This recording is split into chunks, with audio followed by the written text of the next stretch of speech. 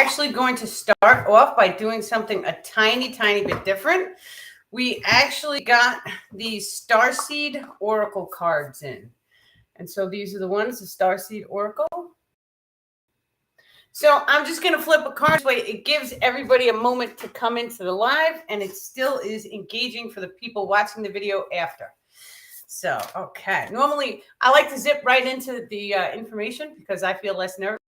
I'm like, okay, just here's your science, take it. I give a couple minutes for everyone to come in. So this way they feel like we're part of a team. Excellent. Okay, so the first card that we are going to pull, Star Ancestors. It says hidden secrets, lost wisdom, look a little deeper. And this one is beautiful because it has the pyramids in it. So I love it. Little pyramids. Beautiful. So hidden wisdom, that's actually been a running theme for me today too. So a lot of people, like I've had several sessions, and those sessions have been students of knowledge. And so there are ancient magicians on this planet who are knowledge-based students. And so the knowledge students usually use stuff like me. I'm a knowledge student. We use science to go through the wake-up process. And so the science leads you down the rabbit hole, and then all of a sudden you experience it, you learn, and all of a sudden something clicks inside your mind, and you're like, oh, it's a holographic simulation, and we have ancient abilities and stuff encoded in our DNA that we can activate. So that's a knowledge student. Some people are more intuitive.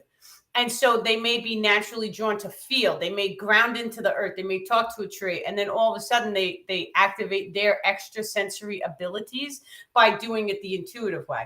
Knowledge, to me, is like the science, the metaphysics, right? And so it gives us a proof. So we're proving, we're changing the belief systems and we're proving. But the intuitives, they just believe.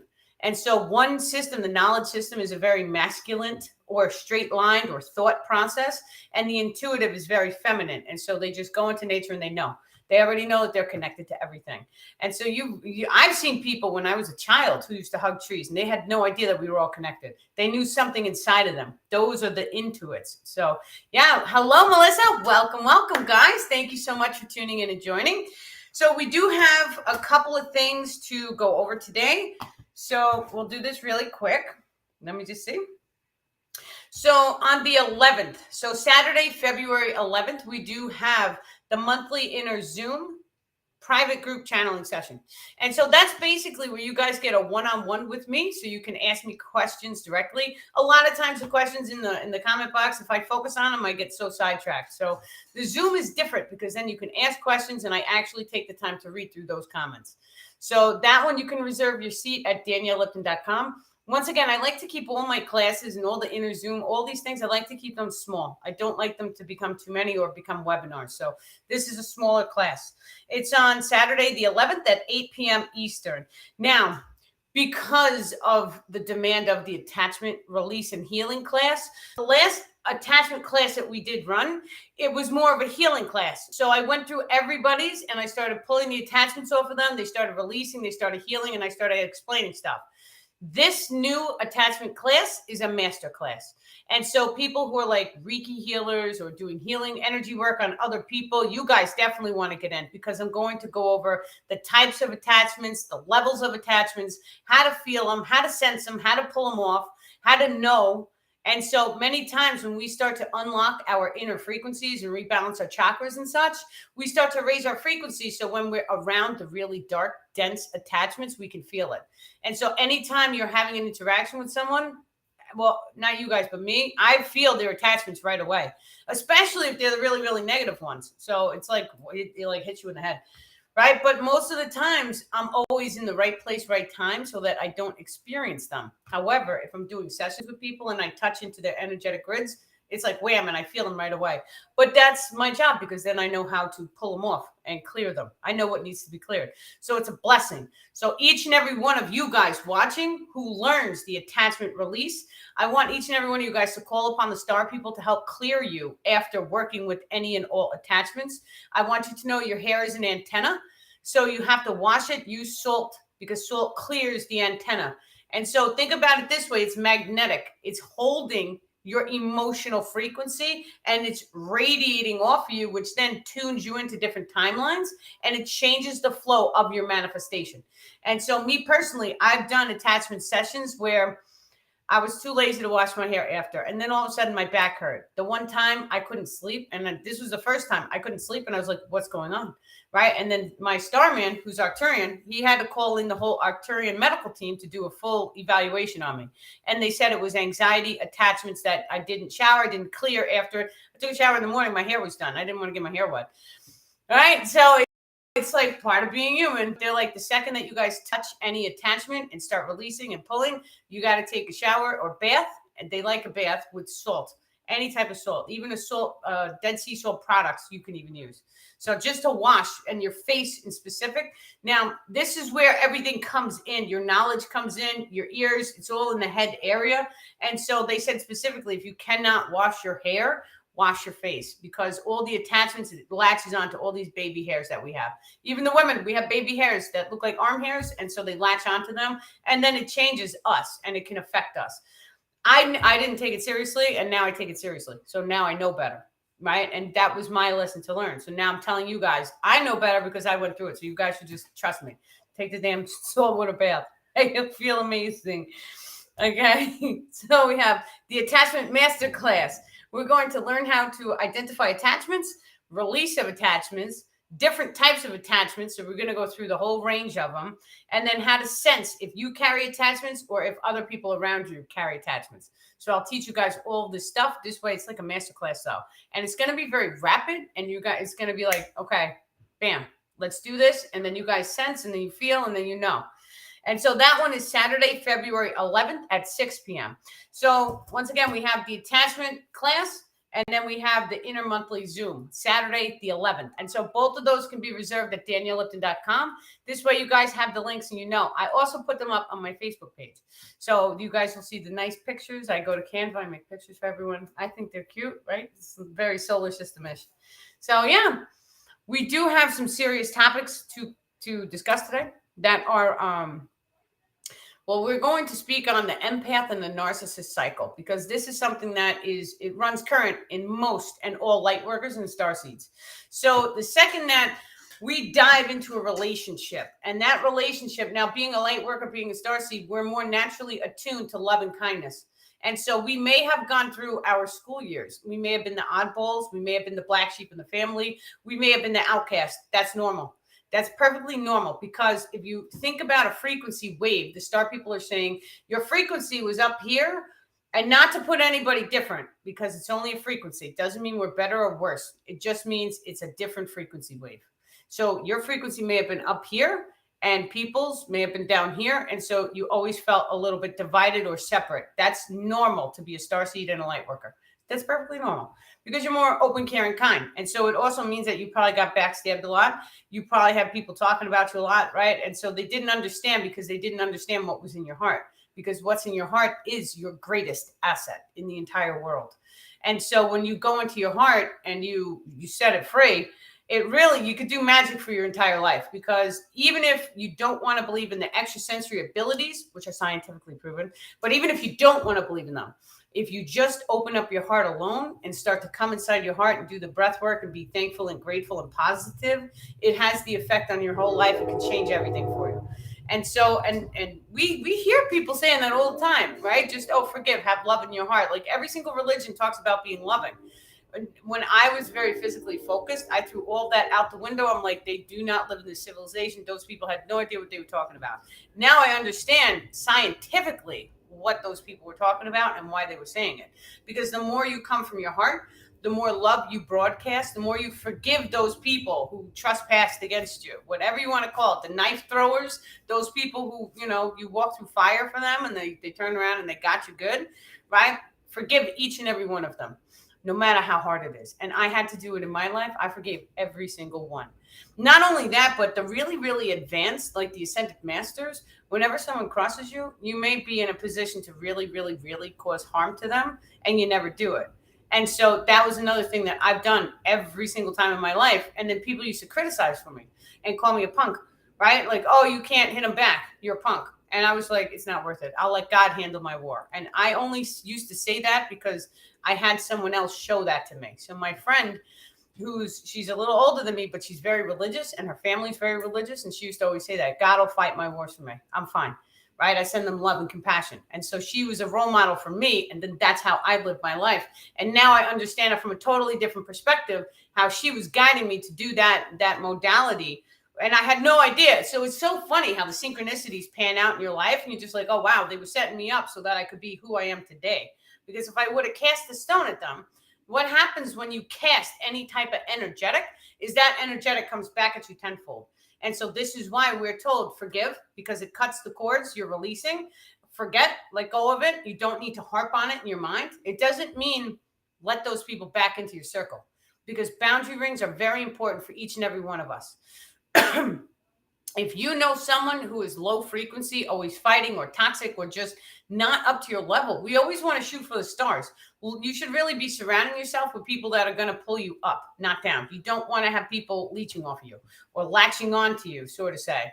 Not that, I mean, it happens in the real world. So if you're trying to really focus on raising your frequency and really activating your gifts and really diving deep and seeing what you're truly capable of doing, right? And not only that, but when you start to raise your frequency, you're going to get all these bright ideas and all sorts of beautiful signs and synchronicities like fall in your lap. And it's like you're being guided the entire time. So you don't want to mess it up. Now, I went through a stage in my life where I didn't understand this concept of boundaries. And so I always used to think, well, I'm helping this person. And so they didn't have food in their house. So I would go out of my way to bring them food.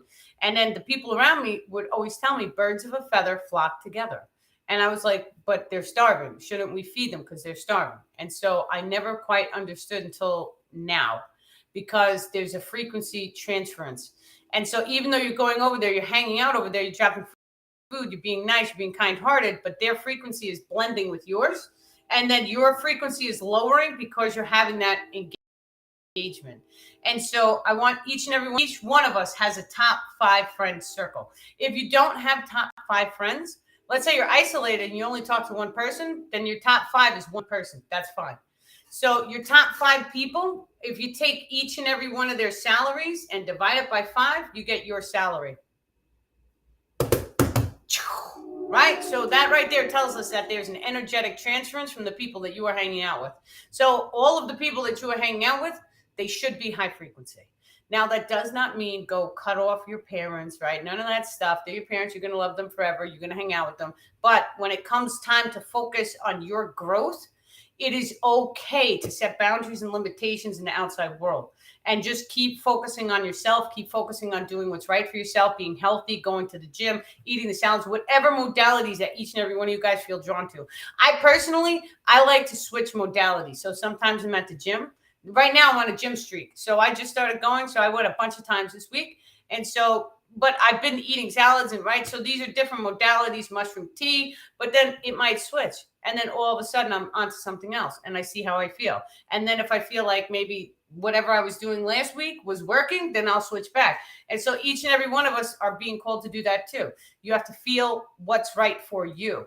The most important thing that each and every one of us can do to raise our frequency is not the salads, not the diets, not the exercise, the laughter. And that's key. The more and more that we laugh, the higher and higher our frequency goes. And so, Derek, hi, everything is groovy. So, yes, excellent. I asked Archangel Michael to cut those cords. I forgive them, thank them for what he's taught me, then forgive myself. Yes. And so there is a process of going inside the heart and releasing.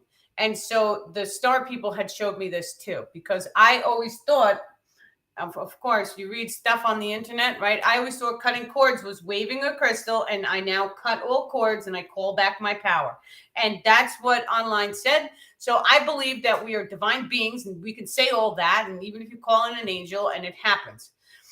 Then the star people came in and they used technology to cut my cords. And then all of a sudden they said, watch out for people that you haven't spoken to in a long time and how they're going to try and call you because they want to put the cord back on you.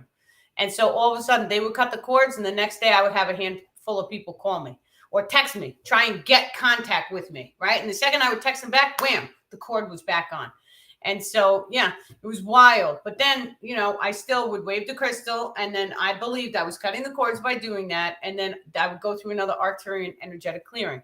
And then they were like, finally, after doing this 3 or 4 times and having the people continue to call me, finally, they were like, you have to go in your heart and you have to release the people. And so it's basically kind of like a heart chakra pulse, but it's a little different, where you're just like, I'm okay with any and all people that I have ever come into contact with having their own experience in this lifetime. And so it releases them. It's a process of letting them go, but it doesn't mean that you don't love them. It just means that you're energetically letting them go. And that's fine too. And so you can do this with your dog, you can do this with your family, you could do this with your kids. You could do this every single day, and then you still love them and interact with them. It's just cutting the energetic cord. And not only that, but when we go to raise our frequency into 5D, it is going to be a process of releasing any and all attachments to the physical realm. And so what are you eating? What are you drinking? What are you, and we hear stories of people walking through a desert for 40 days. And what were they doing during that trek? They were releasing the physical world. Now, the star people have walked me through different procedures in which they had me pull my perception back. And so it felt different because my physical body felt very pushed forward, and I didn't feel like I was even in my body. I felt like way back there. And your heart goes differently when you do this too. And so this is what it means to have a third party perspective. It's actually your soul is pulling back. It's so weird to do, but when you get it, you're like, oh, that's what they were talking about. And there's so many different things that you can do as well. So you can pull it back. And so your sight of vision actually shifts when you do this. It just, the whole room, it kind of looks like pushback, right? It looks like a photo almost, but then your soul is kind of fluidity is what the star people are saying. And so, but then you have the potential of raising your frequency, and it's actually taking the soul form, the star people are saying, and pulling it, because you come into alignment, you pull yourself back, and then you pull yourself out the top of the crown chakra. So when you do that, you can make contact, communication with the higher self. You can actually sit down and have a meeting.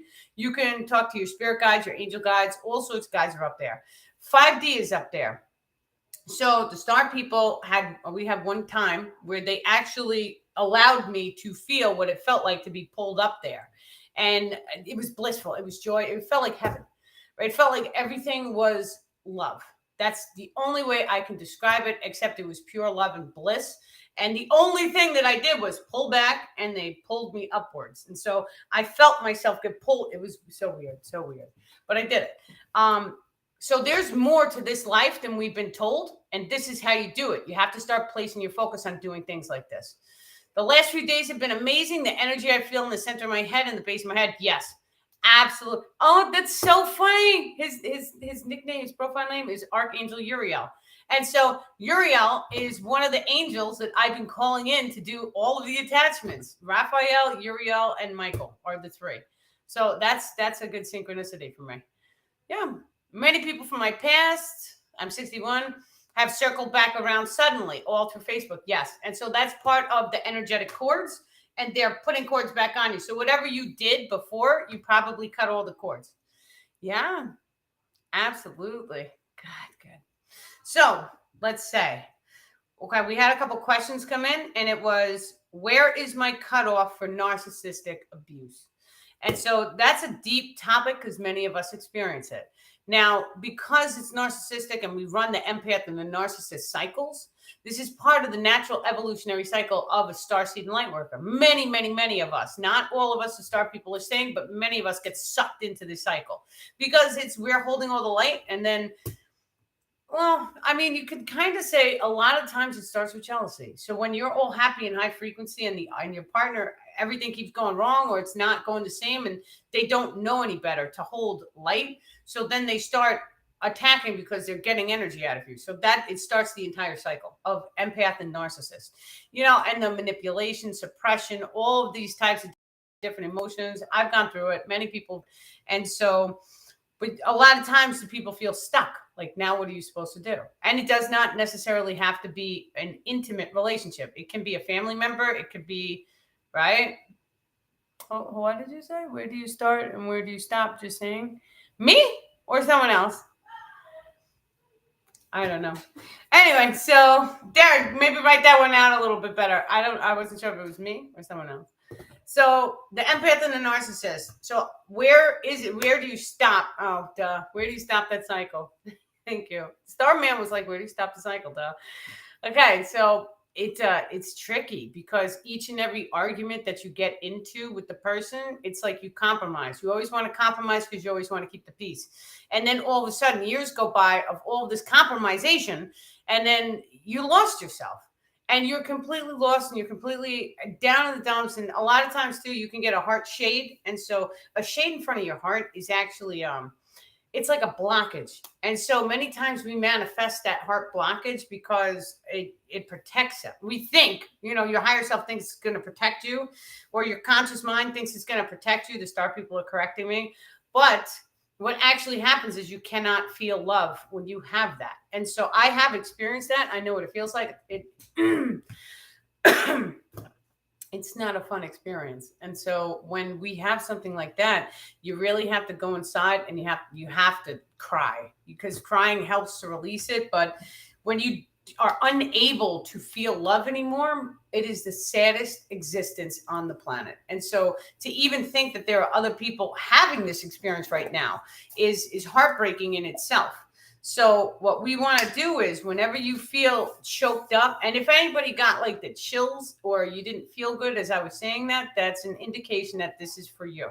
So if you ever feel like your heart is blocked or you cannot feel the emotion code of love, that means that we have to go inside. We have to feel into the heart chakra. You want to call the emotion or call the thought or the memory of, why did this manifest in my life? Ask the higher self for guidance. Ask the star people to step in and help you. They will. And you can tell because you'll get the memory of whatever caused the heart blockage. And so you ask them and you can see it. You can visually see density or a dark mark.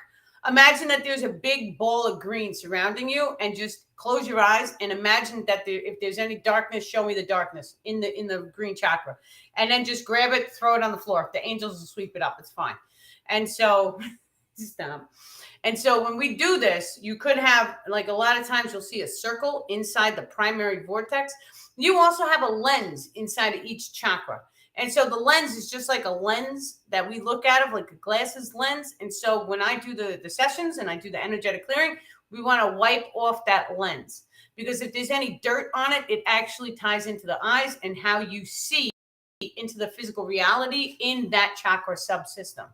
So the chakra subsystems are basically like, the root chakra is your physical surroundings. So if you have a narcissist that's always on top of you, suppressing you, many times your house will look trashed or a mess, or you won't have the energy to keep it clean. Or you may clean it and then 5 minutes later it's trashed again.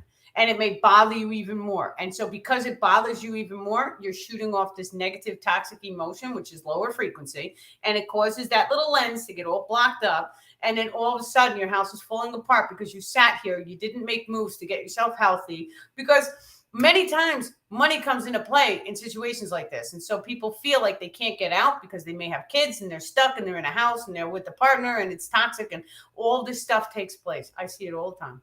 I've lived it and now I'm seeing it from their perspectives. And so you have to start making baby steps. It's not going to be easy for everyone. There is some people who it's easy for. It's fine. But start making baby steps. Go outside. So if the house is too toxic for you, that means the universe is telling you you don't belong here anymore. That's just the bottom line. Unless you can remodel the entire house and bless it and sage it and all that stuff. But a lot of times the universe is telling you, take a break. And so go outside, spend more time in nature. That's number one. The air element actually assists in cleaning off the energetics. Not only that, but if you take your feet and you ground out to the earth, it reduces inflammation and it removes negative ions in the body. So you're automatically going to start to help healing through grounding to the earth, utilizing the elementals. So the earth, air, fire, water, salt water, right? Look at our oceans are all salt water. Our water in our body is salt. If you ever bled and tasted it, it tastes like copper and salt. So it's mineralized. That's the fluid in our body, has minerals. We cry salt, we sweat salt. So salt water helps us to cleanse and purify. And so when we know this, then not only that, but if you're a woman, right, many times in different states, they have hotlines that you can call and you can ask them, what steps can I take to get out of the situation? And so especially if it's narcissistic, that is abuse. It doesn't matter if the man is not hitting you with the stick. It is abuse. It is verbal, which now we understand that when you speak to a plant and you give it loving, care, and kind, the plant grows 10 times its size. If someone is always hovering above you, putting you down, then it's like the plant would die. It would shrivel up, the leaves would start melting off, right? And so a human being works the same way, because when you speak to water, water holds memory. We're supposed to bless all of our food because of this. And so when you speak to another human being, you have to take it into consideration that you are programming their water in their body at the subatomic levels. And so that makes it very serious. Now, every single conversation that I have with someone, it has to be in love and light. If I'm angry, I don't say a word. Right. And so I try and go inside and rebalance myself and thank you for the experience. I love this person. I bless this experience. Right. I take it inside. I try and rebalance my emotions right away. We're all human. It doesn't matter if you get triggered. We're still in 3D, even though many of us can tune into 4 and 5D frequencies. What actually matters is your rebound rate. I have a very, very fast rebound rate. You can make me angry, and then 2 seconds later, I'm back to happy and bubbly. Right. And so it's a rebound rate. How quick do you come back? And so the quicker that you get back to happy and bubbly is key. Now, that doesn't mean that that's always going to happen, because like what happens when you lose a pet or a person, God forbid, right? And so in some cases, you have to feel the emotions that your body is allowing you to express. And so every single tear that we cry, it's cleansing and purifying the emotions from the inside of the body, the star people are saying. Because you're inside of your body, it's not like you can wash with salt water. You can reach the outside. You can reach the outside of the energetic grid structure. However, what's going to clear on the inside is the tears. Because your body is actually welting up. Just think about the fluids coming from all over, and then it's going through. It's releasing. So this is the way that, not only that, but the star people listens in the eye, because whatever you've seen or heard from the physical world, those are the strongest in cleansing and purifying the internal emotions, is what they're saying. Everything a moment at a time. Now, me personally, I walked through such a low frequency where I was so badly rattled and broken inside, and just, I couldn't even breathe. I was having anxiety attacks where I just had to keep telling myself, just breathe and take one step. And so just breathe got me through that hard moment in my life. It was one baby step, and just breathe and just breathe and just breathe. And that's how I eventually turned from just breathe to, okay, I'm fine now. And so let's have an iced coffee. I loved iced coffees back then. And then, okay, we're going to just breathe. Now let's go to the beach. And then we would go to the beach, and then we would ground out, right? We would have the time that we had to just be in tune with Mother Earth. And then just every day we just did a little more. We walked down a block. It was very painful for me because I was also injured. And so I used to walk crooked. My hip was crooked. So, I completely understand what each and every one of you guys are going through, because I've been there. I've walked it. And so you guys can do it too, though. It's a beautiful process when you look back and you realized how the synchronicities and everything flowed, and then you were guided. And so when you're guided through this entire process and everything comes in and it heals, and you're just like, I can't believe I made it through that. Now, so many people too, when they come to me for the sessions and they do the energetic work, and we sit there and we clean out their grids good and star people, all the stuff. Now, all of a sudden, when they're walking through their darkness, they're noticing it's a lot easier. And so they're noticing a lot of things turn out in their favor. Or some people even notice the Arcturians go in their bedroom sometimes, right? So if that's your star family, they may show up. You may feel them. You may sense them. A lot of times, I heard clicking in my ears the one time that they did a clearing.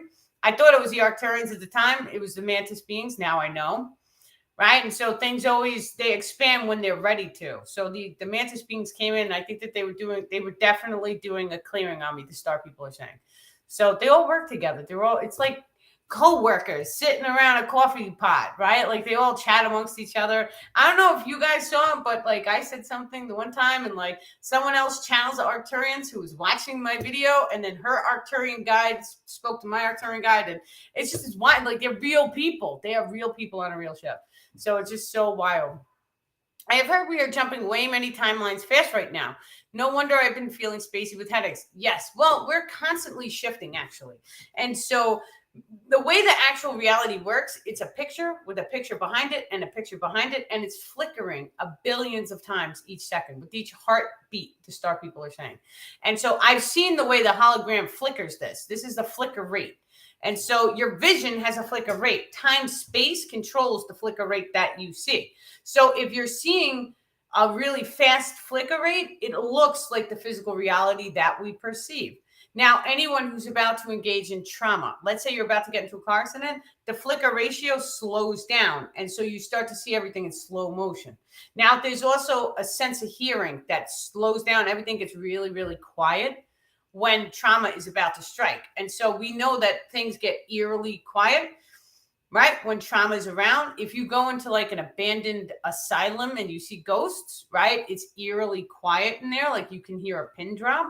And that's because your senses are tuning into this.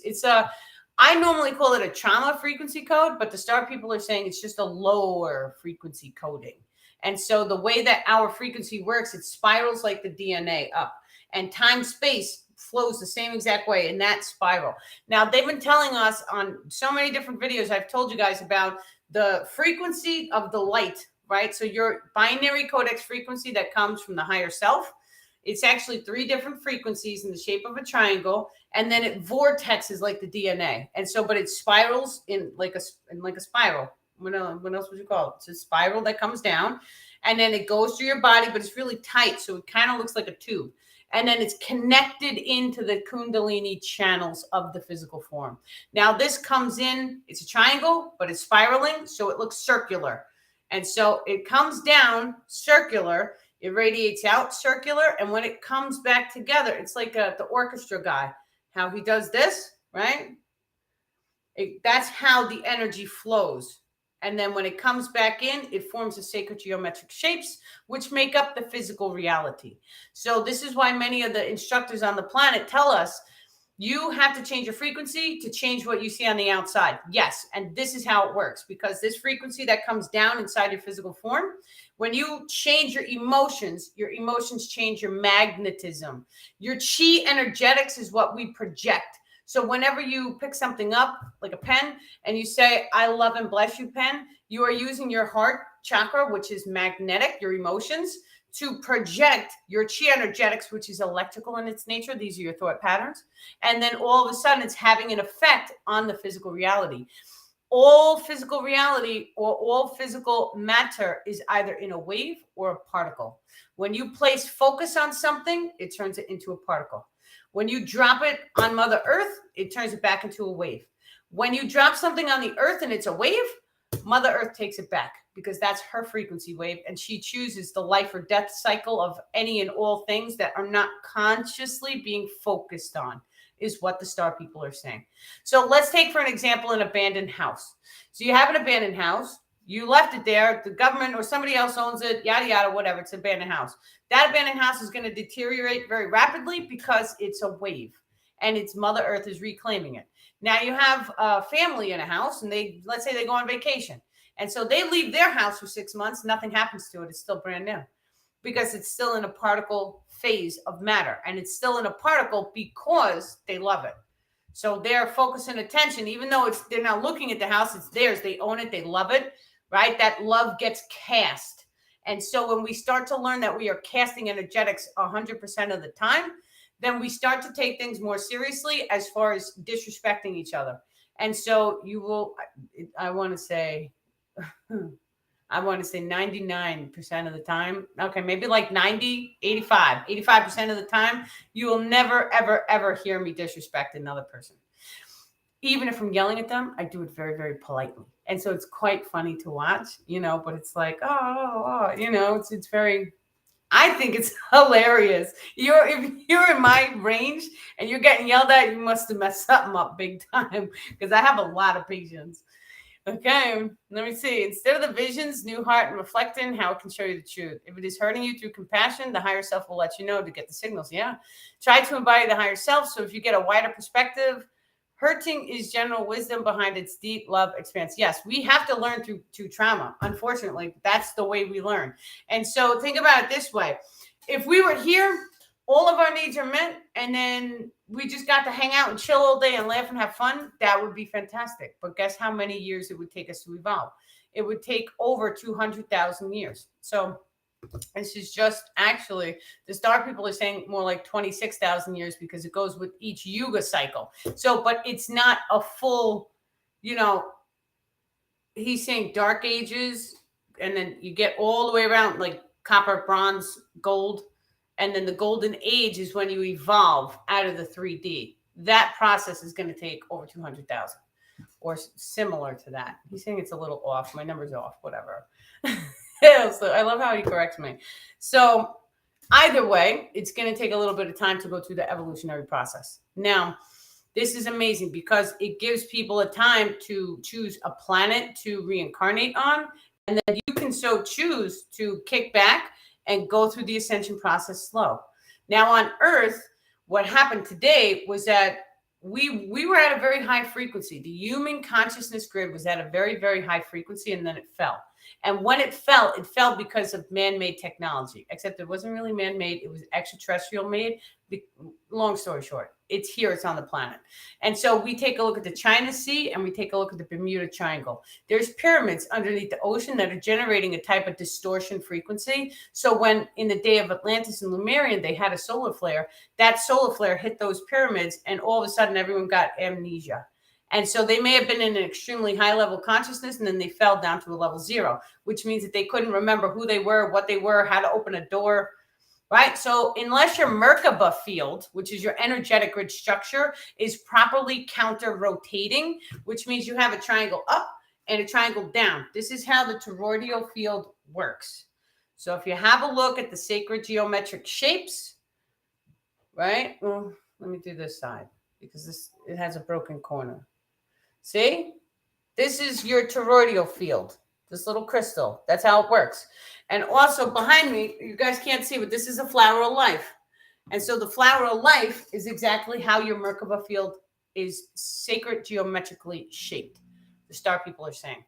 So when we know this, we know it counter rotates. The only thing you have to do is go into meditation and command it to start counter rotating. You may not get it on the first time. You may not get it on the third time. Whoa! Something just moved my garbage bag. Holy Jesus. Whew. Okay. Things happen. It's crazy. Okay. I didn't touch the garbage bag. It just like flew off of my chair. Like totally weird. Anyway, let's just wave the crystal. Okay. So when you start the process of activating your Merkaba field, you can program it. And so you can program things like, thank you, right, Melissa? It's crazy. You should see what happens. Like if I just took a camera and followed me around, you would see things move around my house. Like there was one time that they dropped a picture frame. They threw a kid's toy from the top of my refrigerator across the freaking hallway and knocked one of my picture frames off. Like crazy. Because when you're a channel, you know, the ghosts and the spirits and all these things, they want to talk to you. And like, I ignore them. And so if you ignore certain ones, they throw stuff. And then the star people like, don't worry, they handled it. Because I would get terrified, you know, and the star people, now they're here. So my starman's here. So, but that was kind of crazy. Let's just take a sip.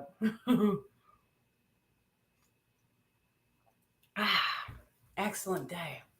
Yes, and they counter rotate. So your Merkaba field counter rotates, and then you can program different things into it. So it's kind of like the same exact thing as a crystal. And so when we take a crystal, we can program different programs into the crystal. Now, depending on the amount of size that it has, it will accept a certain amount of programs. Your Merkaba field will take an unlimited amount of programs. And so we can see this scientifically speaking. How do we activate the Merkaba? Sound cut off for a moment. That's funny because the sound cut off right as my garbage bag moved. Watch. Go back and watch it and see. It's like I have to know now. So when you're programming, when you're activating your Merkaba, the star people are saying your Kundalini energetics have to be activated first. And so many times we have a Kundalini awakening. That normally happens when we're really in a low frequency. And so like when you're going through your dark night of the soul, you may lay down to like go to sleep and then feel it like come all the way up your body. And you're like, what the heck was that? That's your Kundalini rising and awakening. So that happens. That has to happen before we start to even play with the Merkaba. Now, before the activation of the Merkaba, the top 3 chakras have to also be unlocked. The star people are saying there's actually 4 or 5, but whatever. It's the top 3 primary ones. Green, blue, and purple. You have to snap them into alignment, and the ultraviolet one as well. You should feel the energy pulsing at the top of your head. That's how you know that they're in alignment. So whenever I hold my heart open, You can have a heart, I'm not going to say the word, it's spasm. You can have a heart spasm, and that's great because when you do that, it fills the entire body with bliss. Now, that's wonderful, but that's a little bit different. And so when we start to come inside and snap all the chakras into place, it's like more basic than the heart spasm. The heart spasm is wonderful, though. So you snap all the chakras into place. You can feel it. You can feel yourself rising the energy. You could feel it coming out of your heart. You could feel it radiating out of the top of your head. Now, back in the day of Atlantis, they used to pull the ether directly in through the top of the head. The second that they fell in the physical reality, they still had shamans. And so the shamans became known as the elders because now these meditation techniques in which they would rise up each chakra, they would project out the pineal gland and go up. So what they were actually doing was they were creating a form of an L. And so they were known as the elders because the top crown chakra became blocked. They were grounded into a physical world. And so they had to figure out a way of reaching the spiritual realms. And so they had to blast out that chakra and go up. They were known as the elders. This is why we call people elders. Who knew? Mind blown, right? And so, but when we start to do that, that's one way of energetically becoming into alignment. Now you can pulse yourself directly out the top. Now, when you're doing things like astral projection, it's key to know about the different chakra systems. Many times you'll get deep into meditation. You'll feel the spirit come all the way up. You want it to be by the head, but you should also feel your light body completely lift off your physical form. So that's important, right? When it lifts, then you're out of the body. So if you, let's say, for an example, your spirit rises up to like the root chakra and you pull your soul out of the root chakra or your light body out of the root chakra to try and astral project, you're going into the lower astral realms. So you always want to make sure that you feel it up, at least the pineal or higher. And then you lift out of the complete body. That's how we do that. So you can close your eyes. You can imagine that you're pulling on a rope.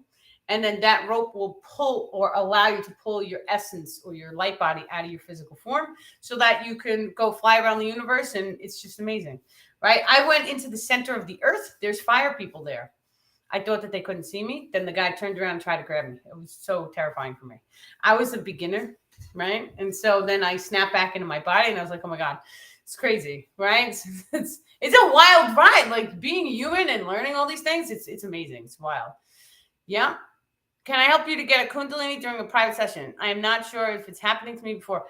Yeah, we can certainly try. So we definitely can try. If you can have crystals, we'll talk about it on the side though, but definitely we'll try and do that. You can feel the Kundalini energy rise up. Now, many times when we're trying to rise it up, you have to get deep into meditation. This is why things like this, you kind of should really do on your own so you can get deep into the meditation and then you have to coax it. So how does it make you feel? And so you want to try and feel into the root chakra. Feel the color red. Feel the area on the physical form. It is perfectly okay to call the crystals to help. Grab the red crystals. This one is like carnelian, I think. And so put it on the root chakra so it gives you like a sensation so you could feel it, right? And so then when you're closing in the meditation, the star people are saying, call up the energy and tell the energy to touch the root chakra. So you'll feel it slide up. You'll feel it touch the crystal. Then when you feel like that chakra is open, move the crystal to the orange one or have a different orange crystal next to the sacral. And then you tell the energy to move from the root chakra to the sacral and see if you feel it, right? The more and more that you start to feel yourself move your energy, because you can move it up and down, you have to really get into deep meditation and then you'll feel. And not only that, but it's weird when it goes into your head because you kind of feel like it's like a pressure. Right. But it kind of feels like it kind of feels like you, like right now you feel like you inside your body, but it feels like you are in the center of your head. And so it's a weird feeling, but you should try. It happens naturally during my meditations. This isn't anything that I tried to do. I've been doing this since I was a child. I just had no idea. And your sensations are different. Like when I was a kid, I used to move my teeth ever so slightly and my teeth felt larger than life. And so, but that's how you know your essence is more deep inside the pineal gland. So Yes. Oh, yeah. The silver cord keeps us connected. Definitely. Now, the emerald tablets of Thoth talks about a guard dog with 3 heads. That's been in a lot of movies. I don't know too much information on it, but what I do know is the emerald tablets of Thoth tells you that if you're running from any evil entities in the astral realms, it tells you not to run in straight lines. It tells you to run in circles. And so now I understand what he was talking about. I've listened to the Thoth tablets like years ago. So when he's telling us to not go in straight lines, you can't think your way out of stuff in the astral. The astral realm works completely different than here. Here is we have time and space. Time and space we perceive to be a straight line. So when he's telling us you have to go in circles, what does that mean? So when I saw the fire beings, I instantaneously got terrified. That terror, that fear was a straight line because my thought, even though it's in the astral, it told my body to be scared, straight line, right? Because it was danger, or I perceived danger anyway. I don't know if the beam was dangerous. It was a fire person trying to touch me, like, oh my God, And so, but if you go in circles, now what is a circle? We know that our chakras are circular, they're vortexes. And so your energetics are circular, your DNA is circular. When you open your heart, you are rotating in circles. That is what the Emerald Tablets of Thoth was talking about.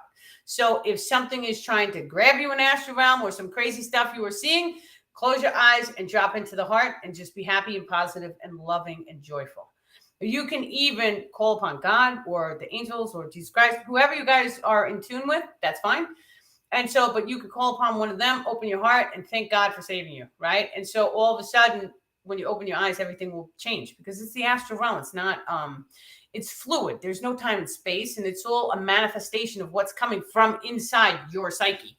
And so the reason why we have the astral realm, think about it from this perspective, the star people are saying, you have the astral realm so that you can astral project constantly and you can go in there and handle your fears to release your fears and then come back to the waking world so that it doesn't kill you, right? So that your fears don't manifest into your life. And so the astral world is kind of like a playground to have your fear so you can't get hurt while you're having it, right? So this is the reason why we know not only that, but there's different levels to the astral realm. This is why it's important to know which chakra that you are in at the time of astral projection. And so if you're in the upper chakras, you're fine because those are the higher chakras. The base chakras are very, very physically focused. Red, orange, yellow, right? Red is the root, so it pertains to all physicality. Orange is the relationships, that's a physicality. The childlike mind and your creative abilities, that's a solar plexus connected into the sun.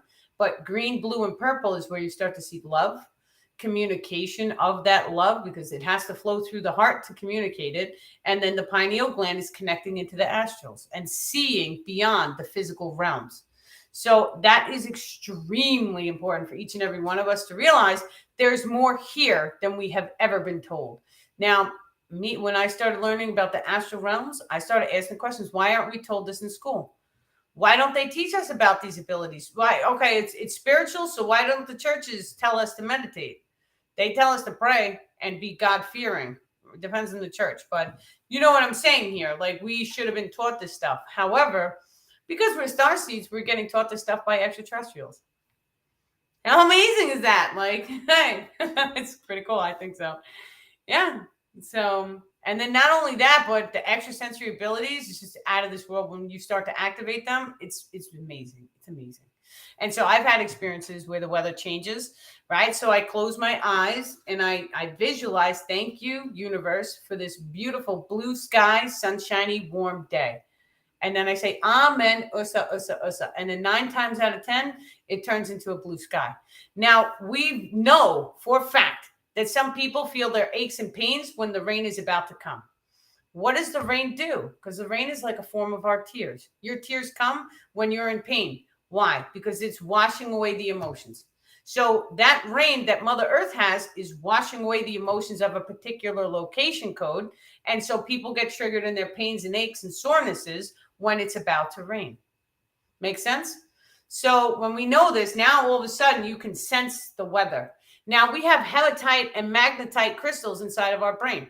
These crystals connect us to magnetism. And so when we connect into the magnetism grid, now all of a sudden, if you're going to experience like time space slowing or a trauma frequency wave, that's going to affect your magnetism. Your emotions are magnetic. This is real. This is earth real skills. The animals do this automatically. So people were questioning because on the coast of like California, for example, or around that area, they had seals that always used to hang out. Well, all of a sudden, the seals disappeared. The seals are like the rats in New York, right? They run from the water. And so the seals went all the way up the coast. They went all the way up. They made a trek. They hiked, right? And so they went all the way up. And then all of a sudden, the people got hit with like a flood, right? So those seals knew that dangerous weather was coming. So how did they do it? So the scientists already found out that they have these crystals in the brain that controls magnetism. This is our sense of direction. We are, and not only that, but there's different articles that speak about a human being changing directions or the placement of sleep. And so think about it this way. Your head is north. So when you put your head towards the North Pole, right, you're getting a certain magnetic alignment. Now, all of a sudden, if you do this during the same day, so say 1 hour with your head north, and then you switch 1 hour with your head south. And now all of a sudden, you've just recharged your energetic grids magnetically. Okay, so there's a lot of information about that. Now, this also goes into when someone is about to kick the bucket, right? And so when someone's about to kick the bucket, we see the soul actually shrinks in its entity. Like normally our aura field is about 6 feet wide most of the time. If we're like in a fear state of frequency, it shrinks really tiny. Now, when someone is about to exit this reality, it shrinks. So there is different types of Reiki energy that really advanced beings can do with the help of extraterrestrials at first to pull back the soul so that the soul doesn't leave. And so that gives the body enough time to heal, but it has to be continuously done and all this stuff. But this is what the extraterrestrials say when it comes to how they learned how to bring people back from the dead, because reincarnation can be done. They have soul technology in which we can 3D print your body. That's no problem. All your genetics is stored in your DNA. So they just need a hair sample or some blood, right? And then all of a sudden they can genetically clone you. When they genetically clone you, they need your binary codex frequency as well as your memory grid, which is both your emotion and your thought grid put together. That's your memory grid, as well as a location code. The location code is wherever the clone body is. And so, but they take that body, they put it in a machine, and now they pull down from your higher self, your binary codex frequency, which is you. That's your soul.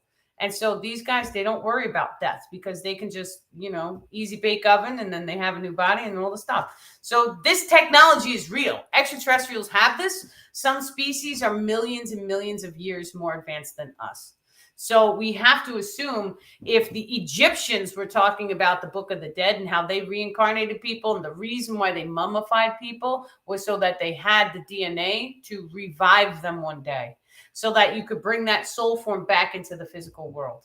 So there's so much to this reality that we are unaware of, but yet it makes you really think, okay, so if we have people who are buried, we can pull up and extract their DNA and reclone them. So, why are we burning people? We shouldn't be cremating people at all.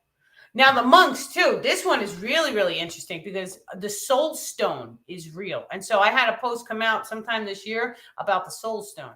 And so this fits right into alignment with the monks because the monks, they would cremate them and then they would find these stones inside of their heart. I forget the name of it. Faya knows the name of it, though, because she was aware of this.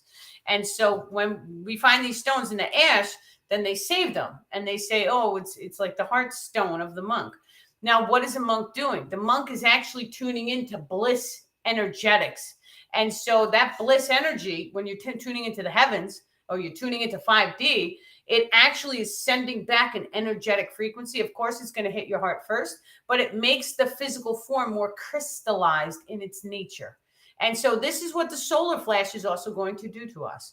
And so when we have the solar flash, it's going to make us more crystallized. It's also going to activate the the crystalline 12 DNA strands that we have. There are spiritual strands, but they are directly connected to the physical DNA strands as well. And so the spiritual 12-stranded crystalline DNA, it activates whatever's in the junk DNA, and that's where the extrasensory abilities come from.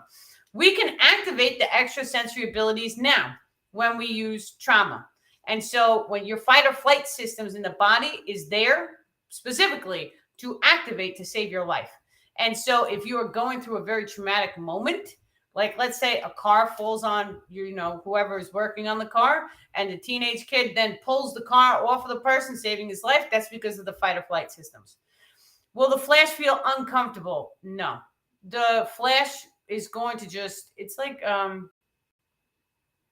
they're saying it's like a gamma radiation flash. And so you're not really going to feel it. You're going to hear it. And so they did show me a vision of what the solar flash looks like. And it looks like womp, womp, womp. But then it just looks like the sun. And so, but the second I looked at it, the vision stopped. But I heard it and I saw the sun. And so, but it's a gamma radiation that gets blasted at us. And so what happens is normally, nobody knows how we're going to ascend because of the amount of star seeds and light workers on the planet, and because this has never happened before. The star people are saying this is the reason why every single eyes in the solar system are on us right now, because of this whole situation that's happened. So a planet has never fallen in consciousness. Normally you raise up in consciousness and you stay up there. You do go through a sleep process with the yuga cycles, but it has never been from like the high frequency that we were at to level 0 with 0 memory. This never happened before. And so this is why all the other planets like what's happening on Earth. And so they're trying to save, because even if let's say that they took all the people off the planet, so now there's no people on Earth and the consciousness fell, the planet is still at level 0. So the planet has a consciousness. Mother Earth has a consciousness. Her consciousness needed to be raised. The only way to raise a planetary consciousness is to have sentient beings on it, having these experiences that we are having right now. When our consciousness rises, her consciousness rises. And then all of a sudden we see that we are directly connected into her. And so she can actually send out different frequencies and she can change the consciousness of the people. Mind blown. So this is what the whole thing is when we speak about generating a vortex energy or grid workers. And so let's say you're in a location that's dark and dense. Then all of a sudden you come along and you love and light the entire location. Thank you, Mother Earth, for raising the frequency of this location. I love and I bless you location, even though maybe you're dirty or trash or whatever it is, right? And so now all of a sudden you close your eyes and you visualize a vortex of energy. A vortex kind of looks like a tornado of sorts. And so, but imagine white light. So it's like crystallized, it's happy, it's like the sunshine, it's love. Right? So that's what I imagine when I call a vortex into a location spot. Now, all of a sudden I'll go by the location and the grass will be greener. The trees, the plants, maybe it'll have flowers the next time I go. And this is only after a day or 2 or 3. And so when you do this, the more and more that you bless your environment, it's the same thing as talking to the plant. You talk to the plant grows 10 times its size. Now imagine what would happen to our planet the second that each and every human being on the planet stopped what they were doing. Let's say 12 o'clock noon every single day, and you gave love and respect to the planet that you were standing on. We would not allow people to be throwing oil in our ocean. We would demand that the cars be changed to water and non-pollution, right? Because now we're having more respect for the planet that we live on. This is also part of the evolutionary process, is cleaning up the planet. And so cleaning up the planet, it's kind of like if you guys want to evolve, you're supposed to clean up the planet. So we are already seeing the starseeds and light workers tackling these issues. We have certain people on the planet right now who are cleaning up the ocean, certain people who are sent here to bring out free energy technology. That's real. Anti-magnetism is real. And so you can generate anti-magnetism in the Earth's magnetism sphere, and then you don't need a rocket to get into outer space. That's ancient technology. We've been suppressed on this planet. And so they're not telling us the real technology that humanity holds. We hold anti-gravity technology as well as multi-dimensional craft, which means it can ricochet, make 90-degree turns, and it can flash in and out of parallel realities because it is control of its primary frequency core. The star people are saying the government has all this technology. They're not giving it to us because they want us to whatever, yada, yada, yada. They're stopping me. They do that sometimes. Anyway, so long as we know that the technology is real and it's here, it's on the planet, now all of a sudden we can start to visualize it. So let's say, for an example, we're talking about visualization of the earth becoming a clean, habitable environment. Love and light it as much as you can. Take your shoes off, stand on it as much as you can. Give thanks to her. Maybe even take one of your crystals. I have my kids do this too. I take my crystals and I put a couple out in the garden and I say thank you to her and I push them in. Right? And I give them back to her. And I say, thank you, Crystal, for healing Mother Earth. And so what that's doing is it's changing my location code. Now, we also see the fairies. And so the fairies, or fae, they go by the name the fae a lot, but they're here on Earth, as well as the elves and the gnomes. And there's many, many different beings there, but they're at a different time, space, frequency. And so if we are very, very happy, we start to become more crystallized in our nature, which then unlocks access into their realm if we are vibrationally in attunement with them. Many individuals watching this, we have attunement. So you go into the forest, you may feel them, you may sense them. And so you may make contact and communication. Sometimes they may want to talk to you first. But the second that you hold love in your heart for the fae or fairies is the second that you'll start to manifest experiences like this. And this is important because my kids were little. And we put little fairy houses out in my front yard in the garden. And all of a sudden, they popped up little pink flowers next to each house, like they were saying thank you. And then there was a third flower in the front door of my house. It was coming out of the concrete. Like I've never seen a flower do this before. And nobody planted it. It was a crack in the concrete and then one pink flower. And so the star people were like, oh, they're like guarding your doors. Because the fairy houses were by my side door and the pink flowers around my front door. So it was like, right? If you were not a believer before, you were just doing it to appease the kids, right? Now you have a little surprise coming to you because now you just got a response. Like the flowers popped up like so quick. It was like less than a week and poof, there it was. So they can manifest a wonderful, wonderful things. Right. But most of the times they like it when we leave gifts and stuff for them. So people put fairy houses that they make. They pour their hearts into it. They use sticks and glue and all sorts of stuff. They put lights, solar panel. Right. It's cheap. You can get one of those 99-cent solar things and just put it in the top of the roof and make them a house and put a couple crystals and then see what happens in your environment. See what flowers pop up. Right. And so this way you can see something and you know because you'll prove it to yourself. Right. And the more and more that you start to have experiences like this. Now, some people, they'll go and at their like kitchen window, let's say they look out into their backyard. And so when they start to make interactions with the fae, they might see what looks like a lightning bug, like that green color, but it goes like, and it zips across the yard, but they'll see it. Right. And then you ask yourself, oh, did I see that? Yes, you did. You saw it. Totally. Now, extraterrestrial craft can also be orbs. So we have to feel into our heart space to see which one is which. Now, I know this because it was, I think 3 years ago, Starman saying, 3 years ago, I have a video of my kids in my living room. And so it was Christmas morning, they were unwrapping gifts and they were the most joyful, happiest people that I've ever seen. While they're unwrapping gifts and I'm holding the iPhone, watching them, through the video, I started to see all the orbs flashing on my screen and I couldn't believe it. It was like an astronomical number. And so the star people, like the entire tribe, wanted to come and see Christmas. So our star families will show up for us. And each and every one of you guys watching, you have star families. And so they're always watching. They're always supporting us. They're always there. And so when I was at a lower frequency, I used to smoke cigarettes. It was crazy. Right. And so when I would smoke cigarettes, I would always feel my starman. I just had no idea who he was. And I had no idea it was a starman. I just knew that someone was moving items. They kept taking cups and like sliding the cups across the counter.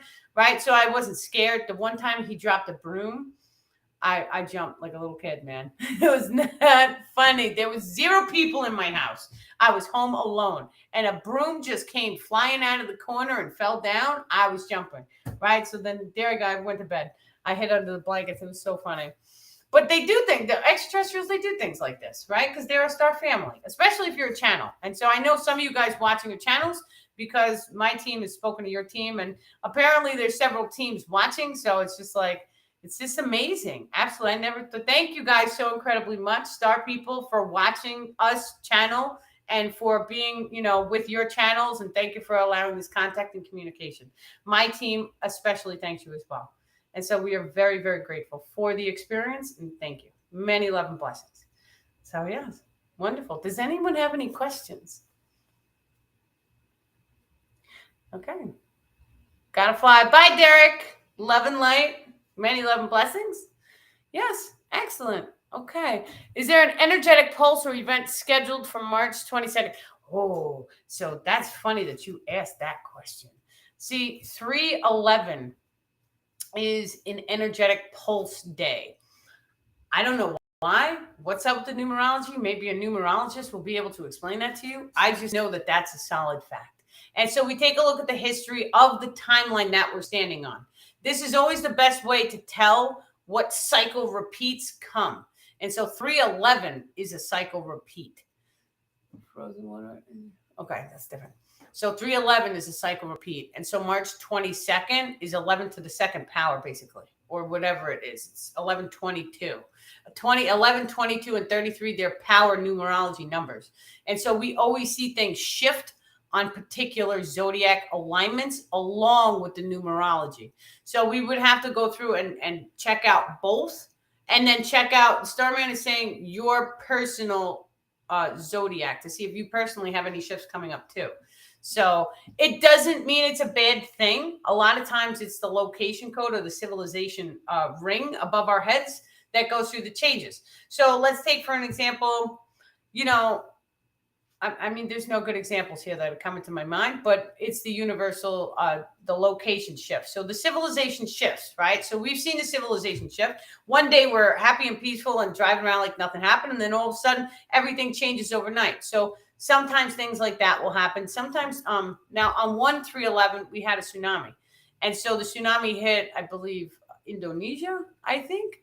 And so, but we see that on a 3/11. And so that date is important. I watch out for that date. That's also my son's birthday. So 3/22, I've also noticed certain shifts in my own life. So I know to watch out for the 11, 22, and 33. Now, also, if you dig into the numerology, I'm a master builder 22. And so 2 and 2 = 4. That's my primary number in my numerology, in case everyone is wondering. Okay. So you guys should always do your numerology too, because if you think about it, it's only a fractalized piece of the holographic simulation that gives you more information about yourself. Now, there's also, what was it?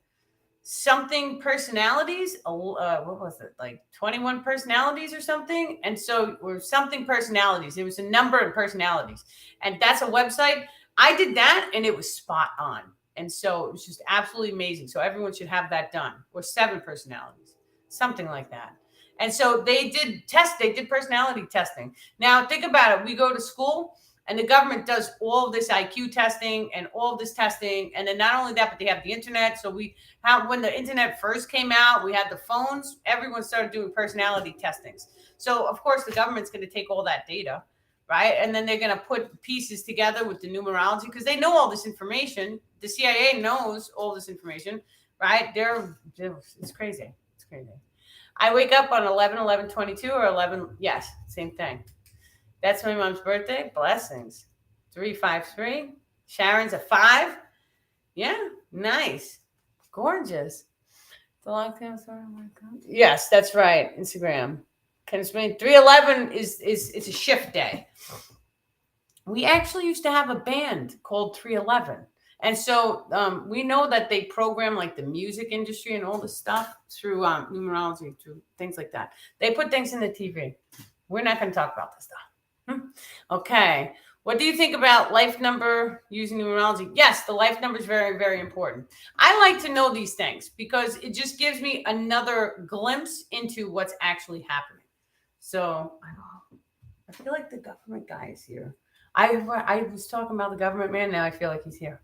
It's crazy. Okay, let me see. Beautiful. Any more questions? Okay, let me just see. Just check. I think I went through all my questions that I had in the book. So amazing. We're just going to go through this one more time for everyone that missed it. Let me see. So February 11th at 8 p.m., we have the private group channeling. So that's a Zoom. You guys can register for a seat at daniellelipton.com. It's up already. And so that is a private channeling. So you guys can have one-on-one questions with me. It does get recorded. So if you guys want to keep the recording, that's fine too. And so, but we're also doing an attachment master class. This one is going to be interesting, but you heard something in the background. I'm telling you, I felt it. He pinched over here in my head. And he's like pinching my leg. That's why I'm like, I got to get off the line, right? Because I feel him here. And I was just talking about the government. You know, we made a juice box joke the other day, and I felt him the second I did the juice box joke. I felt him come rushing in. So, yeah, it's just, it's love and light. The attachment masterclass, right? And so that's going to be on learn how to identify attachments, release of attachments, the different types of attachments, and how to sense if you carry attachments. And we all basically have attachments.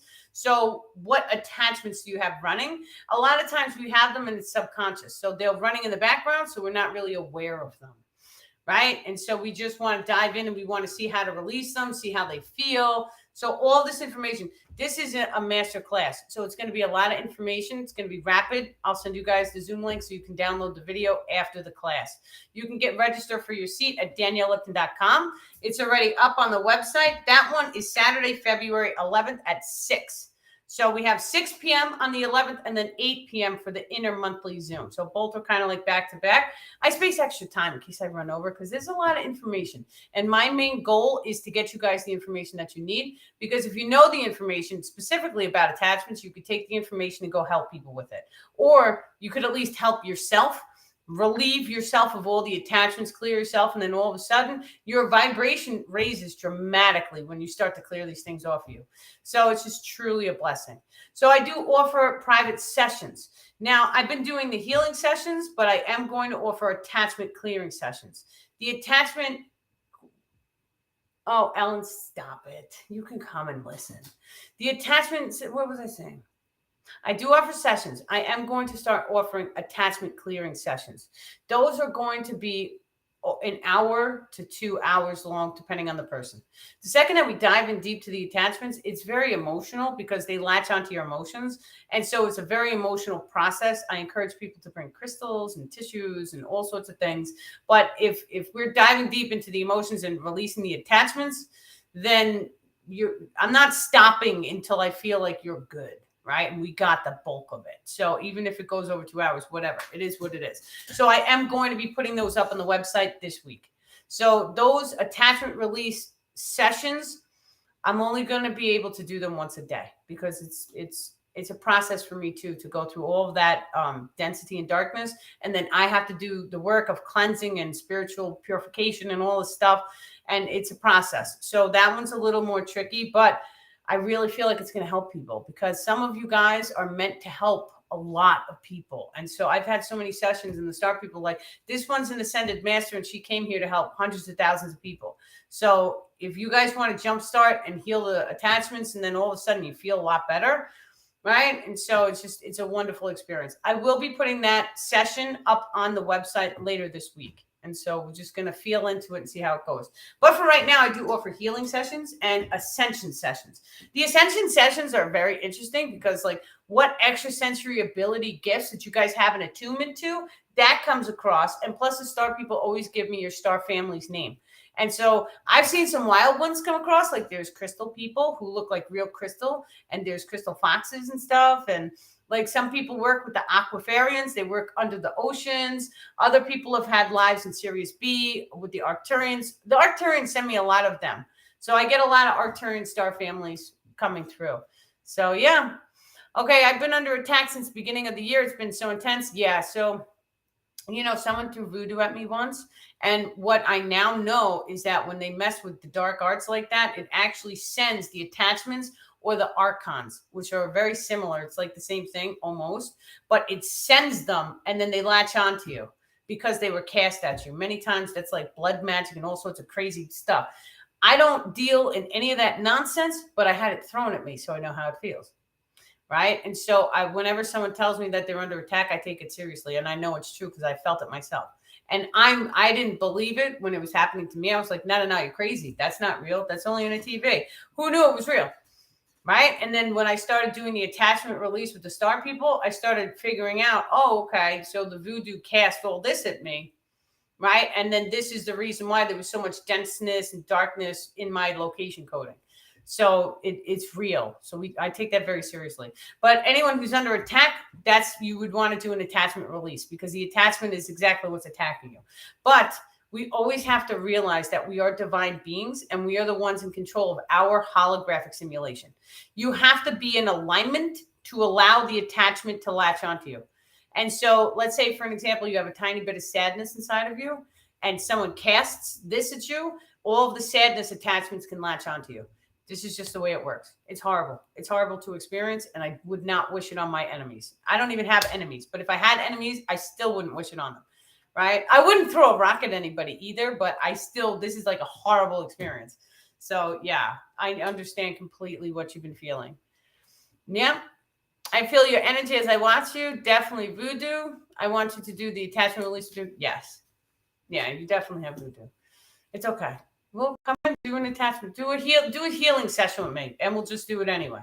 So, and send me a message first, so I'll plan the session and then whatever. We'll make it work. We'll get it off. Or come to the attachment class. You can learn how to do it yourself. So that's another thing, right? Because like I could do it for you guys, and that's wonderful. But I really want to teach you how to do it yourself, because it's more empowering, right? So if you guys realize how to do it, then you take the knowledge you share with everyone else. And then through the process of us sharing and caring with each other, we make a revolution, because now all of a sudden the information gets out to everyone. I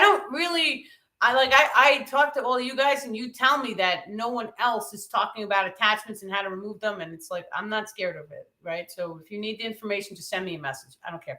I'll talk about it on a live. I'll tell you in a message. It doesn't really matter. Right?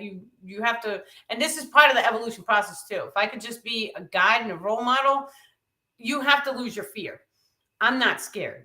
And so I know I'm totally blessed with my star family is here to protect me and guide me. And so that's helping me to lose my fear. In the beginning, or even when the bag fell, right? Yeah, there was a moment of, oh my God. But you have to shake loose your fear, right? And so whenever you're dealing with any attachments, call in the star people and thank them for helping you, because they will help you to disengage these things and remove them. And then just remember to go into a salt water bath. It doesn't have to be a lot of salt. Just throw a little shaker of salt in. That's it. Tiny bit. And so wash your hairs, your antenna, all the hair on the face, the antennas. Yes. Yeah. And so it's wild. It's wild. The things that we know now. Right. And so like we've all seen the movies where they're making salt circles. Like who knew that was real? Like they're telling me to do salt baths, but a salt circle? Totally real. And yes, Melissa, the government man, is here, because I could feel him triggering a meridian now. That's how I know. I'm like, oh, when he triggers the meridians, I'm like, yeah, he's totally here. It's wild. Right. But what do? We send them many love and blessings. That's it. Right. So if anyone has any enemies, send them love and blessings. Everyone will be fine. Right? And just come into the heart. You have to realize that love will heal all wounds. And so we are here to shine that love. We're not here to be afraid. Right? Yeah. Etherical paper cuts. Yes. You have to go over. Thank you very much. So when we remove the attachments, now I want you guys just to imagine your energetic grids, right? It's like a grid system. And so you have to have an imbalance in the grid for the attachment to latch onto. So the imbalance is like if you were ever sad, it ricochets that emotion into the grid and it makes a little paper cut. The attachment then latches onto it, and then they trigger that emotion code at that point, and then they trigger the emotion so they feed off of you. So when we cast them off, we say sadness, get off, go home. And then we white light the energetic grid. And so you can call the angels in to do this. You can call the Arcturians, the star people, your star family. You can call your own guides. A lot of you guys have your own guides too. You can take your hands, rub them together, 3 times clap. Take it over your energetic, over your entire body. I would do your entire body, right down to the toes, right? I love and bless you, body. I love and bless you, body. Remember, we're the powerful ones, right? So if anyone's trying to hurt your body, the more love you can cast at your own body, the more it heals. So people can't actually injure you unless you don't love and bless your body. This is another reason why morning rituals and routines are very, very important. And so when you're getting out of bed in the morning, the first 15 minutes is the most important for your manifestations. And so if you could focus on something that you want to manifest, it should be in the first 15 minutes. Just open your eyes in the morning and then close them and see what it is that you want. because your brain waves are still in theta during that moment. And then theta means that you're talking with the two-way with the higher self. And so, but there's other techniques to cope the higher self down, and she or he will sit inside the heart chakra and she'll flower open. So when you flower open, it's kind of like your heart opens a little, right? Your chest kind of expands a tiny bit. You're more straight, like a straightforward type of person, right? So your whole body language shifts and you can feel it open up. It's like joy and bliss wrapped into your heart. It's wonderful. Each and every person should do it. You can use a thought or a memory to coax the higher self in, right? So think of something you're really joyful and blissful about. Have you ever been in love with another person? How did that love feel? That emotion is what you want to trigger, because the second that you trigger that emotion of love, joy, and bliss is the second that the higher self will start to coax down and coax down. And then all of a sudden, when the higher self and you become one, that flower is constantly open. And now the second that you gain access into 5D, that pineal gland is constantly open. And so when these two centers are constantly open, it's like your instantaneous manifestation gifts start to really, really pour in.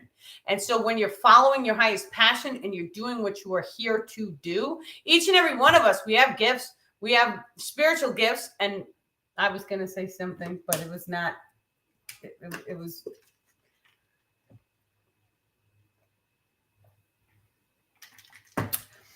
Okay. Each and every one of us has spiritual gifts that we are naturally inclined to manifest. And so you may be a herbalist. You may be a crystal person.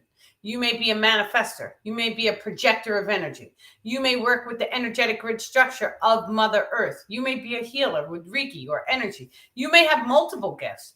And so many of us are jack of all trades. And so we may do multiple things. And then we may get bored of one thing and then we may shift. And then we may get bored of that and then we shift again. That's normal too. That's there's nothing wrong with that. And so actually the phrase jack of all trades, it actually is longer than what we know it is. Because they always say a jack of all trades, but a master of none is always better than a master of one. And so if you can get a jack of all trades, those people are like high value, because they'll go and they'll do everything for your business. Doesn't matter what it is.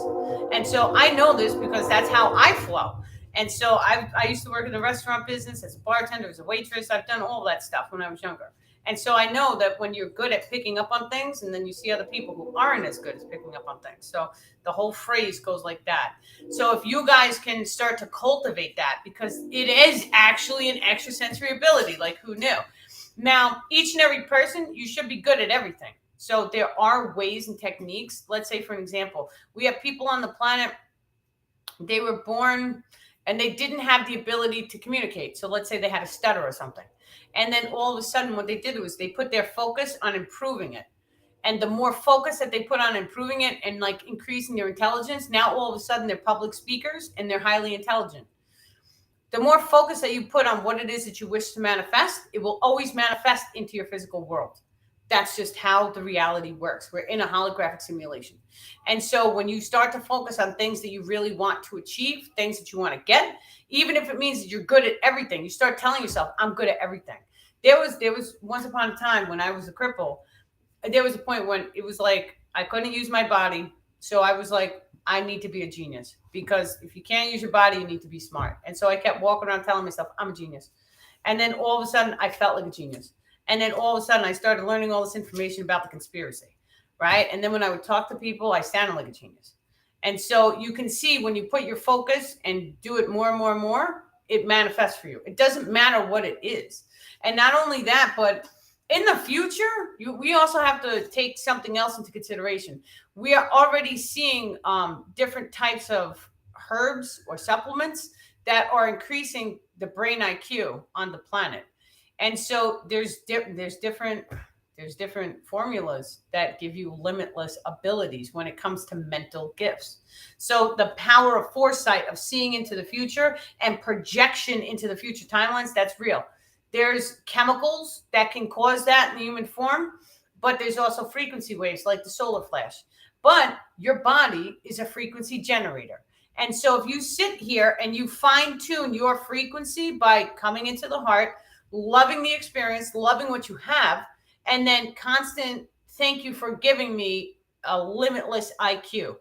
And just keep saying it over and over. Do it all the time, like a ritual, like a mantra, like thank you, thank you, thank you. I'm grateful. I'm thankful for what I have, right? But the more and more you start doing that, the universe is going to work like this. It's going to start to show you reflections. So you're going to see your potential in another person.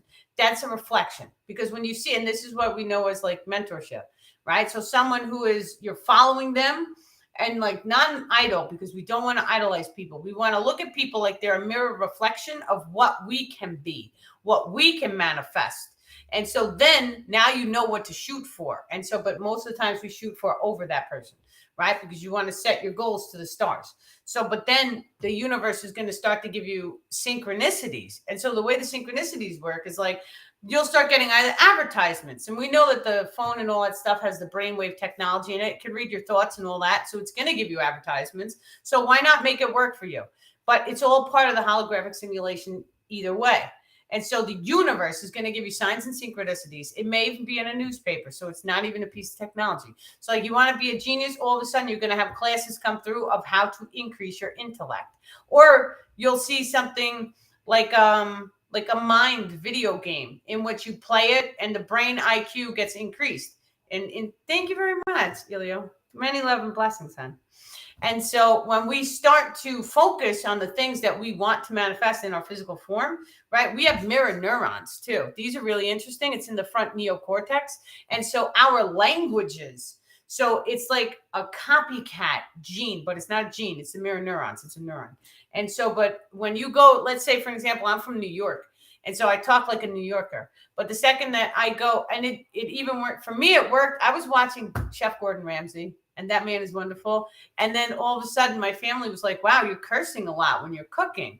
And I was like, I'm watching Chef Ramsay, right? And that man, he curses and he throws things, and he was amazing, right? He reminds me of my teacher, Mr. Simon, because I actually went to culinary school when I was younger.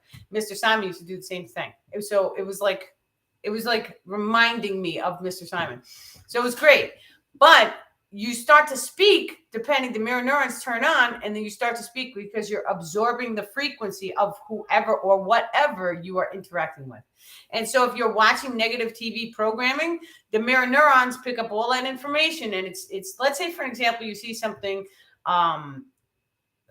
traumatic on the TV, right? And so we see people get shot on the TV all the time. So we become, numb to it. But your body is not actually numb, because what's actually happening is the mirror neurons activate, and then it activates your fight or flight systems, and then your biological form fires up and tells yourself that you are not safe.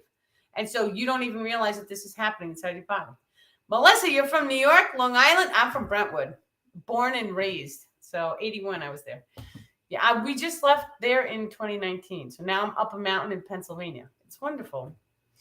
Yeah, I explain things so well in a way where you all can understand. Thank you. I wish I would have known you like 5 years. 5 years ago, I was not the person I am today. 5 years ago, I was a cripple. I was a mess. My whole life was it was horrible. But I had to go through that. Now we understand, and actually it's kind of like I hold it like a badge of honor now, because now I fully understand the mission. The mission, when many starseeds and light workers, we dive into the darkness to heal the karma for the family. I've always been extra loving, caring, kind, and very fast to forgive people. And so it's a blessing, because when you can dive into the amount of darkness that any of us dove into, yeah, it was nightmare level. It was sheer nightmare. And time seems to go so slow. And I just remember I kept saying, I feel like I'm just waiting to die. And so, but that was an attachment that I had that I cleared in 2019. Actually, that attachment got cleared in July because it was still on me. So the attachments, even though 2019, I went through this whole shift, and now all of a sudden, 2022, I feel fully healed and all that stuff, but the attachment was still latched onto me. And it was still affecting my energetic grids. This is important to know, because this is the reason why I'm like, oh God, people need to know about the attachments. They need to know how to get them off of them. They need to know everything about the attachments, because even though you feel healed and you go through a whole healing process, the attachment can still be latched onto you, and it can still be trying to kill you. Mine was. So we have to know the attachment name. We have to know how to go inside, how to discharge them, release them, kick them off. And then not only that, you have to even, it's like so crazy, but you have to even know how to cleanse and purify your space after doing this. So you guys know, I've been telling you guys, you got to take a bath, you got to do the shower, you got to do the water. Well, now all of a sudden I did an attachment release. And the second I open the door, now I do energy work to cleanse and purify my space, right? And so, but the second I open the door, I didn't cleanse the space after the attachment release. And so everyone in my house felt the darkness coming straight for them, and they all got triggered, everyone. And so it happens. So now I know that after we do attachment releases, not only do we have to cleanse and purify our own bodies, but whatever space that we're working in, we have to go through and we have to sage and or crystal or love and light or generate a vortex or call in the angels to cleanse and purification of the actual room and space before we go opening the doors into other areas of the house. Right. So it's a journey and it's expanding and you can see it and it's real, because as I learn these things, I'm telling you guys, this way you know the stuff too. Right. And so we learn together. Thank you, goodness we found it now, though we won the jackpot. Thank you guys very, very much. Yes. Probably good to wash the laundry with salt too. I think but they put baking soda. Oh, it's so funny too, because when you buy things like the powdered soaps, even the liquid soap, it's made with baking soda. Baking soda is a mineral, it's just like salt. And so it balances your pH level because it's a natural mineral. So it does like the same thing. So that and borax is great for the detergent. And if what is the one that we get? Like I don't know. There's another one, but it's baking soda is what it is.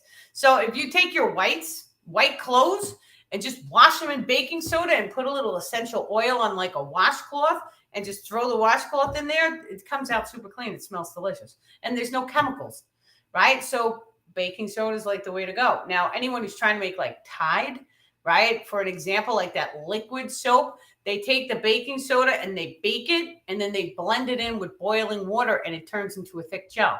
So now all they do is they add the blue coloring to make it look like Tide, and then they add essential oils or stuff. Well, they add chemicals, but you're supposed to add essential oils like frankincense and myrrh, right? So when we start utilizing those type of things, it changes the frequency of our clothes. Because now the chemicals, it stays in the fibers.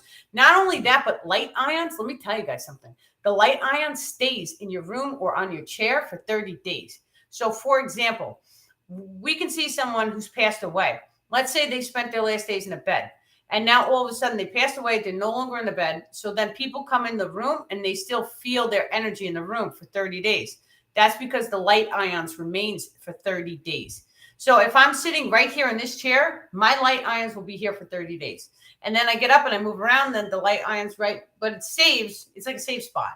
And so this is the way it works. So when we're talking about having different chemicals, there's light ions in the chemicals because everything is made of light ions. Everything is made of ether.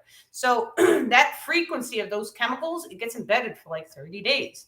And so we all use the chemical. I mean, where are you going to get non-chemical? And then the non-chemical stuff, it doesn't smell good. And right. So, I mean, like at some point we make our own, right? I think that that's the best way. And then not only that, but we're not using as much plastic.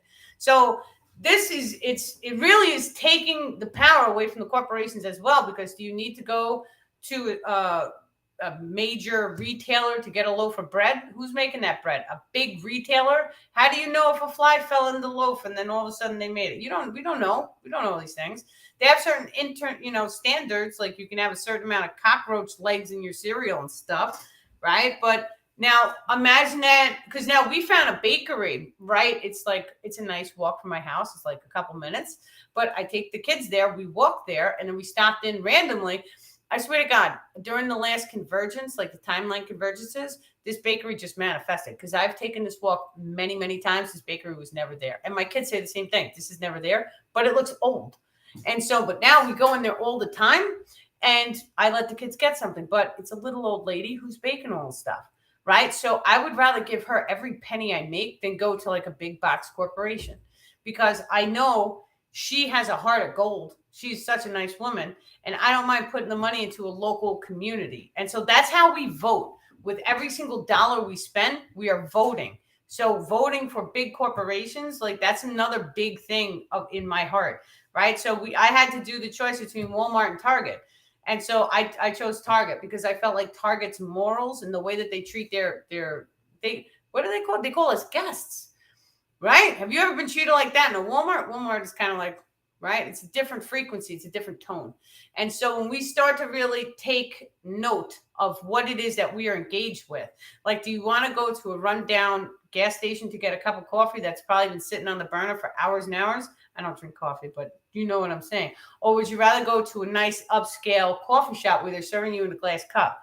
Right. And so we vote with our dollars. So wherever you guys feel comfortable and you feel like it's high frequency. And not only that, but if you pick some really high frequency restaurants, you can feel when someone puts love into their food. Whenever someone puts love into their food and it's all clean and healthy, there's usually like a line, or they're usually like 5 stars on Yelp, like people are talking about them, or they're getting great reviews. How do I feel about CERN? They have it's darkness. CERN is darkness. There's a lot of rumors that they're trying to open up into the lower frequencies to pull dark demons out. And so I would normally say I don't follow internet rumors. But they have some god with multiple feet outside, and I think that that's like the god of destruction. So like it's kind of like a doormat, right? So I just don't know. And not only that, but why are you guys messing with the particle generator? Because the last time somebody messed with the particle generator, it is what it is. You just check the internet if you want to know. It's not empowering information. So sometimes the star people are like, that's enough. I know the entire conspiracy. I know it all. It terrified the life out of me for years. And then I had to release it because the star people started teaching me it is a part of you. And so while it is the darkness, and while we see it as a darkness, it is a part of something inside of you. And so we can look at it as if it is dark. We can judge it. Now, and we say this all the time. Whenever you judge something, that comes back at you tenfold, right? And so when you're judging, that judgment, it casts back at you. This is just the way energetic transference works. So we have to be at peace with the darkness in order to transmutate it. This is what the star people are saying right now. Now, of course, when we see things that are, like this, what are you going to do? Like, darkness is here, right? And we just have to be at peace with it, send it love and light. But the second it becomes in my reality, let me take a second. My straw is not working correctly. So the second that CERN, for an example, is in my reality. So if I am standing at the gates of CERN and I see what they're doing, it's in my reality. It's kind of like someone messing with a kid, right? If I see someone yelling or screaming at a kid, that's in my reality. I'm doing something about it. I'm not going to be all at peace. No, it's in my life. It's in my reality. I'm seeing it. I'm witnessing it, and it's darkness. I'm stepping up and I'm going to say something. I'm going to do something. That's just me. I've always been like this. And, it's bitten me in the butt before. That's fine too, because I'm not going to stop, right? I'm not going to love and light and have peace if something is happening right in front of me and it needs to be resolved. I'm going to step in and do my part. That's me. It does not necessarily have to be you guys. But if it's in your face, if it's in your reality, you usually are being called to do something. Like if you see a car accident, you're going to pick up the phone, you're going to dial 911. You're taking physical action. And so we have to always know that you have to take physical action as well as spiritual action, right? So you see everything like a mirror reflection and you start to see the signs and synchronicities. But when you start to embody a higher frequency, I'm telling you, I don't see any of the tragic stuff anymore. It's very, very, very, very rare. And so I'm always in the right place, right time. If someone's going to get a fight, the universe prompts me to go sit down by a beach and chill. And then I come back after the fight is done. Or I'm just never around. Like I'm always just chilling, right? I'm always in peace. I'm always in just, it really is. It's just like a very calm, serene moment. And it doesn't really matter what's happening. So even if there's traffic and people are hustling, bustling, I'm just going to try my hardest. I'm not perfect, but I'm going to try my hardest to drop into my heart and send it love and light. Right. And so when we go into the heart space, we can actually cause a synchronization. So when you drop in a meditation, it works the same way. And so if you see people who are speeding on the roads like they do in New York, right, you drop into your heart space, you feel love and light, and you start to radiate this magnetism around and watch the manifestation of all the cars slowing down. This is how it works. And so when you radiate your frequency, you can change the outside world by just coming into your heart. That's how truly powerful we are. And this is why the star people do not want us to be scared of the conspiracy. They can put a billion things of toxins in our food. And guess what? If we are heart-based, it's not going to harm us. You have to be in the heart. You cannot hold any fears. You cannot, well, the emotional traumas triggers it too, and the epigenetics. So the star people are stepping forward and they're saying, if you do have something in alignment with generating a toxin or a cancer somewhere in your physical form, then it's the emotion that turns it on. It's not really the food. And so you can have a look at twins. This is a perfect example. You can have two twins. One puts on a lot of weight, one doesn't. Why? And so you can have two twins. One has allergies, one doesn't. It's the same exact genetics at birth. The binary codex frequency was almost identical at birth. It's just slight differences. Okay. And so, well, why do we see one and we don't see the other? It's because of the emotion codes that they held or fired off, the traumas that they have, the attachments that they have. Do they do the energetic clearance? Probably not, because who knew? Who knew about energetic grids? Right? See how they like, they pull the words. I got to work on my communication. I get the crystal. It's so funny. I have a big blue crystal in case, moments. So we just said, did anyone have any questions? I think I asked this like 20 minutes ago. This was a good conversation though. If I get an alert via commercials that something horrible has happened, I watch the news at 5. I will not watch the news at night. I will not watch the news at all. I don't want to see. Now, what I do is sometimes people, they send me messages. And so you can't avoid a messenger message. So when someone sends me a message and they're like, oh, there's going to be a hurricane here, I drop into and I'm telling you, I do it really quick. It's not really even like a meditation. I drop into my heart and I just imagine the hurricane going out to sea. Now, I have told this story on other lives, but I haven't experienced on Long Island. And so Long Island was supposed to get hit with the monster hurricane. They were all, go prepare, get the food, get the water, blah, blah, blah. And I was like, no, I don't believe this. I was like, we're going to cast the hurricane back out to the sea. And so I did a manifestation for it. And then I told my friends, and I felt like they didn't believe me as I was telling them. So I was like, oh, I'm going to manifest a rainbow too. So when you see the rainbow, you know that it was my manifest that sent it back out to sea. Right? And I figured, whatever, if it happens, it happens. It's wonderful. If it doesn't happen, who cares? Right? Well, the hurricane goes back out to sea. There's no rainbow. It was cloudy and overhang, but there was no hurricane. So the next morning, my friend, Greg, he opens his door to go to work. There's a giant rainbow. And then it didn't stop there, because then 3 of my other friends saw rainbows at different hours of the day on Long Island. And then at the end, I got upset because I was like, I didn't see a rainbow. And then right before, during sunset, I saw my rainbow. So that was 4 different rainbows at 4 different times. Right? So to me, it was just like, wow, I can't believe that happened. Right? And I wish I would have gotten it on multiple videos so I could put together a compilation, right? Everyone saw it. It was great. I didn't see any of that. And normally, whenever we see a trauma that happens like that, there is going to be chaos that bubbles up to the surface of the civilization as these old systems start to break down. And they are horrible and traumatic to look at, and just, but what the star people say is the more and more that we see the light shining bright and really stepping in and opening up the light, the darkness rises with the light. This is a normal process. And so we take it to the school districts, right? And so we see the school districts, we see inappropriate things happening in the schools. We don't like the way the kids are being taught or programmed. And so something has to give in order for the system to change. Because if the system doesn't change, it's never going to, if the system doesn't crack or break or something's not wrong, it's not going to generate a change. So something has to be broken. And unfortunately, the way the civilization is, many people, they avoid it. And so it's an avoidance. They're not really focused on it. They're just not aware. Either way, at some point, I wasn't aware of any of this stuff. Other people were.